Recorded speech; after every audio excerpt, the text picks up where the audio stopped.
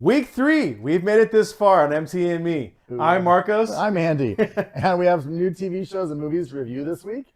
Yeah, 3 weeks in, and I'm the one wearing the shirt I today. know I slacking today. No TV shirt from Marcos today, but yeah, maybe I can buy some more, maybe some Kohl's or something. Next week. No, we've got two TV shows. We're gonna review That '90s Show and Poker Face this week, and the movie is gonna be. Knock at the cab. There you go.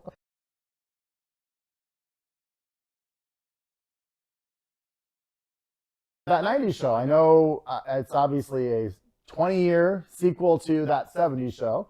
What do you think about this one so far? You know, it that '70s show had a lot of magic to it that I don't think that the '90s show really captures.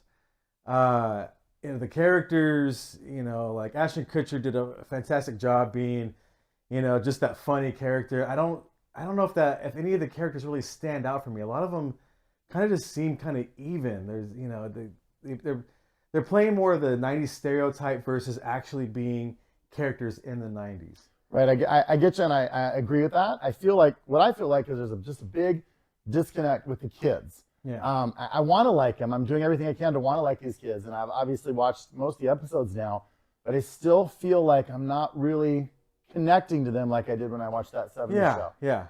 So I think Exactly. The characters seem a little, I wouldn't say forgettable because there's only so many, but I find myself being more excited maybe unrelatable. unrelatable. Yeah. But I find myself getting more excited to see the old characters than I do the new characters. Maybe that's because I grew up, or not grew up, but I saw the original show when it was out, and then now that I'm a little bit older, maybe I'm just not getting the younger vibe or whatever. Well, and who can't laugh at Kurtwood Smith and Deborah Jo Rupp? I mean, they are.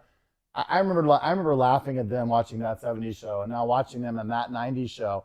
And Kurtwood Smith, who at almost 80 years old, is just every line that he delivers just makes me laugh. Yeah. So, I mean, although I have the disconnect with the kids, I really am intrigued by the grandparents. And I think it's been pretty cool to have some guest appearances by the original cast, obviously, too. You had Topher Grace, you had Ashton Kutcher, you had Mila Kunis, you had, I think, Wilmer Valderrama came on. That's always a crazy character. What's his name?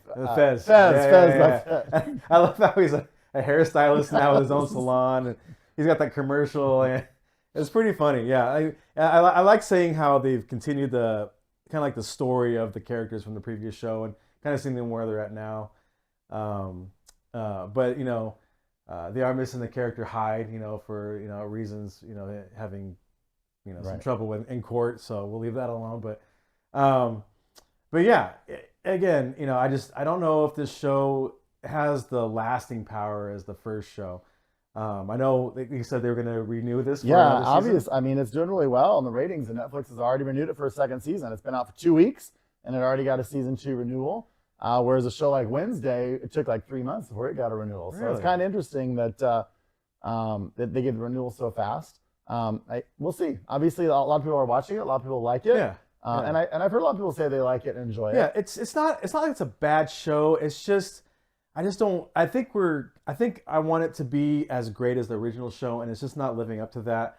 Yeah, it's definitely a show to watch. You can have it on in the background, and it's not, it's to me, like, again, I just don't see it going very much further maybe than the second season. So, but we'll see how the writers do in the second season and see if there's anything that can make it. Right, make it a little new and different. Because right now I feel like there's nothing new and different, and I think that's important. Also, I kind of watched it too with a lot of kids. I was expecting that maybe that would be a kind of a kid-friendly show, and I guess parents are going to have to really be careful with this one because obviously it is about teens.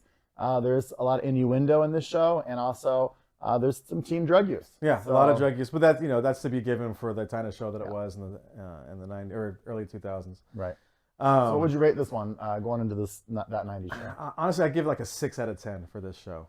I'm going to agree with you. I'm going to say 6. Double sixes. Double wow, sixes. We agree. Yeah. Nice. First one. Okay. And a family rating show or a family rating for this show? I'd say it's about a 6 out of 10. I think it's the same. I'd probably give it, like a 4 or 5, honestly. Okay. If you got younger children. Yeah, so, even if I was rating the old show, I'd still give it, at a 4 to 5 on the family rating scale, but I'd probably give it a higher on the overall television types on that scale. So agree with that 100%. Yeah. And the second show we're reviewing today is Poker Face on Peacock, starring Natasha Lyonne. You mean Natasha Lyonne? Natasha Lyonne, yeah, she's got definitely a distinct voice you cannot miss. You might have seen her in shows as Orange Is the New Black, Russian Doll, the two shows she's been on recently. Wasn't she on American Pie like a long time American ago? Pie, yeah, she's on a lot of things. So yeah, but it's hard to forget her with that hair. She's got the big poofy red curly hair. Yeah, I think she's doing a great job on the show so far. It's very much a crime of the week show from what I'm getting so far of it. There is an overarching story of the show, but I think as it progresses, we're just going to see a crime of the week, right? And how she has to solve it with her superpower, her special lie detector power, her ability to tell when somebody is telling a lie. Yeah. Ooh, I want that power. Yeah, wouldn't that be nice? And she does use it in the first episode as a way to gamble. How she used it to tell if her poker opponents were lying or if they had the right cards or not. So she was able to gain a lot of money, and they explain that in the backstory of her character. But I like too how it's number one, she's kind of on the run. Yeah. So she's on the run, but she's also going to be solving some murders and some crimes as she's going along here. Right. I think that's an interesting concept. She really reminds me a lot. If anyone's ever seen the old show Columbo with Peter Falk, she kind of reminds me of a female Columbo. I mean, she's clumsy. She's always smoking her cigarette. She's talking like this. She's totally disorganized. I am surprised that she can actually put these cases together and solve these crimes sometimes, because she's the package of this character that she's playing is so discombobulated. Yeah, it's kind of weird. Yeah, she on one hand, yeah, she's a little clumsy, and she has kind of like a hard time, like initially thinking about something, but then once she gets her teeth wrapped on a problem, she really digs in. The character just digs into the details. They kind of make the police look a little dumb in this, because they're not. I mean, they don't have a whole lot of police shots in the show, but they're not digging into the details as much as she is. She's really, leading the audience into what leads to the next thing, to the next thing, to the next thing, to where she comes to a conclusion, right. Of like who the actual crime person is, or the perpetrator is. And another show with some pretty incredible guest stars. Yeah. Adrian Brody's in the first episode. I love what they do with this character. Spoilers, he's not in the second episode, but you can watch why he's not in the second episode. But yeah, no, he does a great job of setting up the whole series, really. Right. So. And then when I watched the first episode and I saw Benjamin Bratt, it seemed like kind of a small part, and I was kind of shocked. I was like, why is such a big actor? But now I can see he's going to be, Benjamin Bratt's going to continue throughout the episodes. Episode 2, I had Brandon Michael Hall, who isn't beyond episode 2 either, but Brandon Michael Hall, if anyone ever saw the show God Friended Me, he was the main character on that, and it was nice to see him pop up again on another show as well. He always gives a really good performance. And then our favorite popped up again. Remember what her name is? Oh, no, I didn't. Hung Chow. She is actually the actress that's nominated for a Best Supporting Academy Award for The Whale. And I know we talked about her a couple weeks ago, and neither of us could remember her name then. So we wanted to make sure that we remember her now, because she also pops up in Poker Face. Yeah, I'd never even seen this person before. Now she's in everything. The most 3 recent things that I've seen, she's been in it. That's awesome, though. Like, congrats to her for just getting these roles and continuing on. I really enjoy watching her performances. So, I think rating-wise, I'm a little hesitant to give it higher than a 7, because right now I feel like I could still kind of go either way. So I think I'm going to give this one a 7 out of 10. Yeah, I'm gonna have to go. I'm probably have to agree with you again. A double whammy, Wow. a 7. It's crazy on this one as well. It's the shirt. It might be the shirt. Maybe it's sucking some of my mojo. But yeah, it's not a bad show. But yeah, there's still some things where I just feel that maybe sometimes she is falling, because of her special power. She's falling into the conclusion, or falling into solving the mysteries really fast, really easily. And I know that kind of lends to how the show works, because she does have a lie detector built in. But I do have high hopes for it. I hope that it continues to do well. It definitely is another show that viewer discretion advised. There's a lot of profanity in this because it is obviously it played on Peacock rather than on NBC. Yeah, there is a lot of profanity. I don't know if there's any graphic nudity or anything in it, but yeah. But it does involve people being killed and dying. So. Yeah. So I don't even know if we needed to go into the family-friendly rating because we both would not recommend probably for this show for kids at all. But yeah. But check it out. If you're looking for something new and something different, it's worth the drive. Yeah, definitely if you're a fan of hers, yeah, she's great in this as well.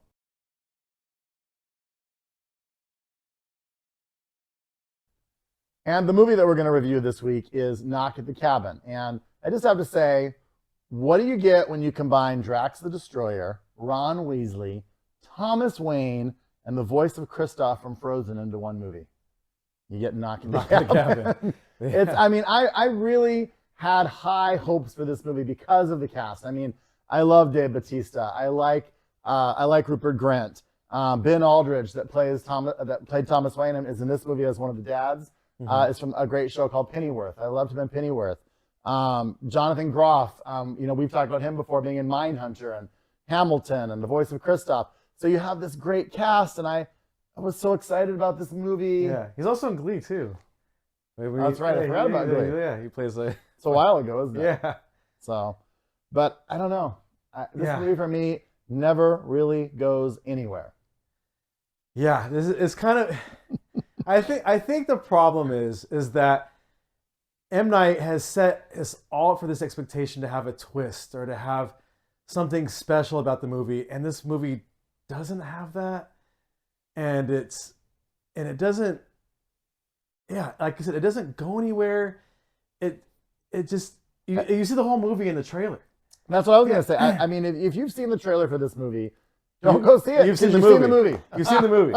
Yeah, there's the story. It seems kind of flat. You're waiting for something to change or to happen, and yeah, it's kind of a dull movie. There's nothing scary about it. There's nothing shocking. It's nothing that makes you think about anything. It's a play on the four horsemen of the apocalypse, and so. But again, it doesn't. For me, there was just nothing there. I was kind of bored watching it. Yeah. Yeah, I mean, I would say most of the movie takes place in one room. So yeah, it is rated R. It's rated R. There are some violent and some gore things, but there's definitely not a whole lot of language. There's definitely not a whole lot of scary things. I guess maybe another reason it's rated R is maybe because of a child. Sometimes it's in peril, right? Because the little girl. But I agree with you. Overall, it was just like what. I kept waiting. Yeah, I kept waiting and waiting. And then towards the end of the movie, I'm thinking it probably would be better not to have a twist because what could they possibly tie this into? Because they want you to believe this entire time that these people are somehow have some kind of divine power, and it's just hard to grasp. It's just it doesn't give me any reason to believe in anything, and I think that. Also reflects on the characters that are being held hostage as they don't have a reason to believe that there's anything happening either. Right.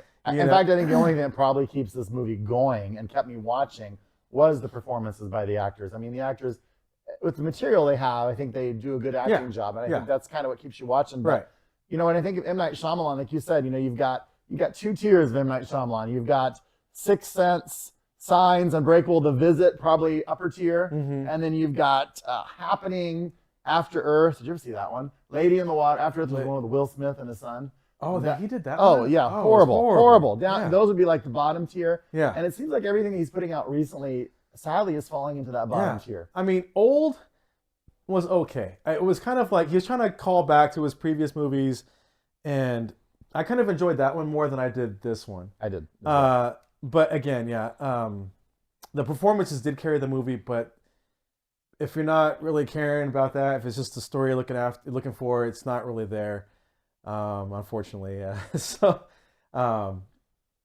But what would you give it for a final rating on this movie? I think because of the performances, I'm going to give this movie a 5 out of 10. I would say a 4. I would give it a 4, and that's totally fair. Yeah, if not a 3. Yeah, I guess probably one of my highlights of this movie to go back to is M. Night Shyamalan is kind of like the great Alfred Hitchcock, how Alfred Hitchcock always had to make an appearance in his movies. Right. It's always kind of fun to say, where's M. Night Shyamalan going to pop up in this movie? Yeah. And he makes an appearance. Yeah. So. Stanley, him, yeah. Oh, I forgot Stanley does that he too. did the same thing. Yeah. Unfortunately, he passed away. But yeah. Yeah. But yeah, it's definitely. I would wait for this one to watch it at home. I wouldn't pay the extra money to watch this one. So. And it's doing really well at big box office. It just dethroned Avatar as a top movie. But so apparently, I'm sure a lot of people are finding out what we're finding out, that it just wasn't worth it. Yeah, I think people are just looking for movies right now. I think it's kind of a dry time for movies. But yeah, if you need something to do on a Friday night, go check it out. But it's I would be right. Remiss if I didn't say it's not very good. Right. Next couple of weeks, I know we've got Ant-Man and Wasp coming out. There's some really good movies coming up in the future, and we certainly hope that as you continue to watch us, that you look forward to some of those great movies that we'll be reviewing in the future as well. Yeah. And if you think our reviews are, our takes are not very good on these reviews, let us know in the comments, and let us know what your favorite M. Night Shyamalan movie is. It's definitely not the Avatar. Did you ever see the Avatar? Yes, I did. Okay. So you haven't seen the show, right? I did. Yes, the cartoon. You've seen the cartoon? I know. I don't want to scare you right now that I have watched that. It's some anime, right? So some backstory. If you don't know, Andy has never really watched anime.